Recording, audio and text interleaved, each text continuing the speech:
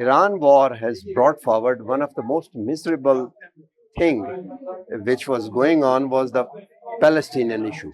But the bad thing is that sometime what is happening between Iran, Israel, and the United States mask what is happening in Gaza, how the Palestinians are being killed and all that. At the time when Palestinians are standing there with their life to defend their territory, but a sort of a dispenser on the thought is put that takes the global thinking away from it. We have today with us a very eminent speaker, Dr. Sami Al-Arian. He is the director of a Institute for Islam and Global Affairs at the Istanbul University. Professor, very warm welcome. Please say something on it. What do you think? Say something on that, what is happening in the region, how it affects Palestinians, and how that is a part of a general strategy of the Zionism, which we see from our eastern neighbor in India as well. Well, Israel has been for a long time, for decades actually, trying to establish a Zionist state in the heart of the Muslim world so that it can control the region, so that it can dominate. And it uses different tactics and strategies to do that, including weakening Muslim countries, the breaking up of Muslim countries, undermining their stability. And after Tufan al-Aqsa, now it's even very vocal and front about it. We saw a genocide inside Palestine. We saw how it's going to and it's trying to break up Syria, how it's invading and occupying southern Lebanon. And in the past, it played a major role in breaking up Iraq. Now it has direct role also in many conflicts in the region. Some of them are not very visible to people, but it's playing that role, whether it's in Libya through other proxies, whether it's in Sudan. It played a major role in breaking up South and North Sudan, or Yemen, or other places. Now its ties is towards Iran. It wants to have a regime change in Iran. It is involved in decapitating the religious and political leaders of Iran. We've seen what it has done. They're trying to devastate, break up Iran. None of that has succeeded, even though they destroyed much of Iran, but Iran has not capitulated, has not surrendered. In fact, it was able to fight back and devastate and send many missiles inside the Zionist regime, as well as in other places where they have been aiding in this attempt to destabilize and destroy Iran.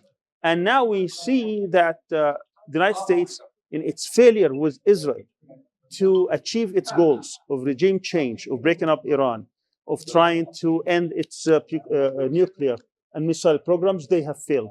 And that means a whole new order of the Middle East, of the region, would take place with much diminished US and Israeli power. One thing more, US has been maybe defeated, and wherever there's a power vacuum, it's law of the nature that vacuum cannot exist. Other has to fill that vacuum. Do you think that that vacuum might be filled with by Israel? Because we see the United Arab Emirates, they have already come in and filled the vacuum. They have foretold there, and yes. If America is defeated, by extension, Israel is defeated. Okay. So if America withdraws from the region or has less presence in the region, that's also going to affect the presence of Israel.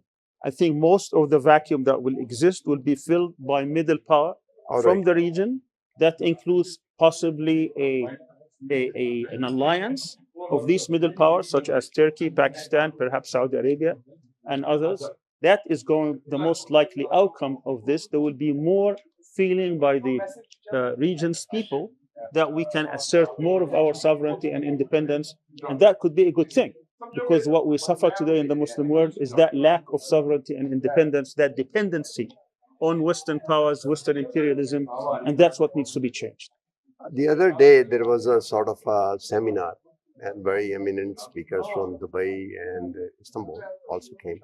And there was a consensus that Turkey, Pakistan, Azerbaijan, and Egypt should form an alliance, military alliance, and it should fill the vacuum. Do you think Egypt can be lured in? I'm a little skeptical about Azerbaijan and Egypt. I believe Pakistan and Turkey could be the locus of such alliance.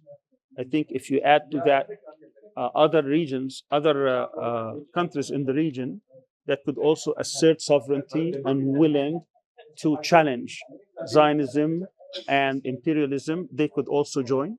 Certainly, Iran could be one of them. Azerbaijan has American bases, has Israeli bases. It cannot play a role against Zionism when it has a large base, Zionist base in Azerbaijan. Egypt has been under a crippling peace treaty. It has its own obligations not to challenge Zionism. So there has to be structural changes in the region with some countries to join such an alliance.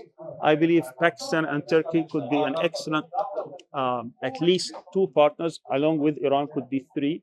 And also we can add up to this. The question here is a political will more than capabilities. Well, the last question. Do you see that in the region, I mean, after Iran, it started in America with the Monroe Doctrine. And Rubio, who is the foreigner, he wrote the paper. He said the Western Hemisphere should be used, and the oil. And if they control oil of Iran, they can have a monopoly and stop Israel and all that. But that has not happened.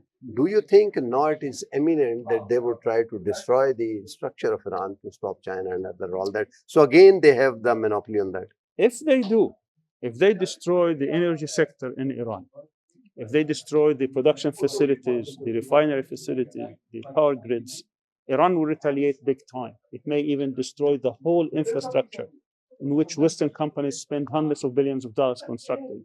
It will also impact immediately the global economy. It will destroy it, in fact. So America will be shooting itself in the foot. If they do that, not only Iran would suffer, but the whole world would suffer. So I doubt very much that America would be willing to do that, because it will be hurting itself more as they try to hurt Iran. Pope has said that it's a world war in piecemeal. The Pope? Yeah, the Pope certainly has spoken with moral clarity about what's going on. He rejected the aggression by Israel and the United States against Iran, and he's been very brave and courageous to talk about this, and I salute him for that. Professor, thank you very much. And you have just heard that the scholars are very clear, and what they are principally saying, that there should be a military alliance and the public opinion should be mobilized. Then in individual countries, I mean, the public should be harnessed behind all that. And I think that's the way forward.